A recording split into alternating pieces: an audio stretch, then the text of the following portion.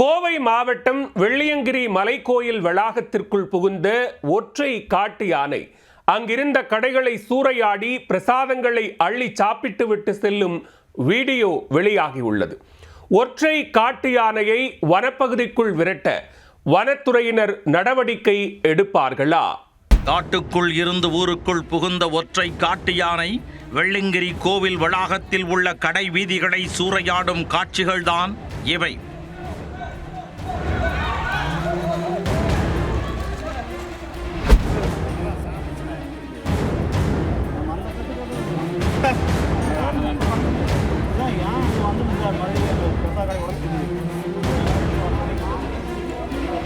கடை உரிமையாளர்கள் கதற அதை கண்டுகொள்ளாத காட்டு யானை சாவகாசமாக தின்பண்டங்கள் மற்றும் பிரசாத இனிப்புகளை எடுத்து சாப்பிட்டுவிட்டு அன்னநடை போட்டு அசைந்தாடி சென்றது.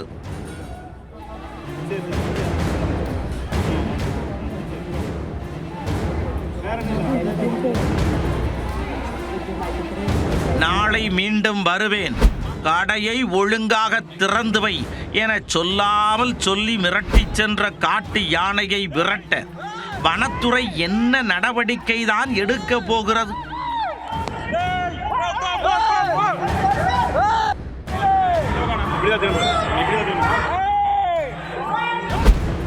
கோவை மாவட்டத்தில் மேற்கு தொடர்ச்சி மலை அடிவாரத்தில் உள்ள வெள்ளியங்கிரி மலை கோவிலுக்கு தமிழகம் மட்டுமல்லாமல் அண்டை மாநிலங்களில் இருந்தும் பக்தர்கள் அதிக அளவில் வந்து செல்வது வழக்கம்.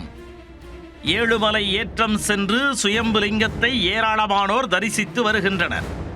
இக்கோவில் வனப்பகுதியையொட்டி அமைந்திருப்பதால் இரவு நேரங்களில் காட்டு யானைகள் மற்றும் வன விலங்குகள் நடமாட்டம் அதிகமாக இருக்கும். அதனால் வனத்துறையினர் எப்போதும் ரோந்து பணியில் ஈடுபட்டு வருவார்கள். இந்த நிலையில் கடந்த ஒரு மாதமாக ஒற்றை காட்டு யானை ஒன்று பகல் நேரத்தில் வெள்ளியங்கிரி மலைக்கோவில் வளாகத்திற்கு சென்று அட்டகாசத்தில் ஈடுபட்டு வருகிறது. அங்குள்ள பெட்டிக்கடை பொம்மை கடையை சூறையாடிவிட்டு பின்னர் பிரசாத கடைக்கு சென்று அங்குள்ள பொருட்களை சாவகாசமாக நின்று மென்று சாப்பிட்டு விட்டு செல்வது வழக்கமாகிவிட்டது.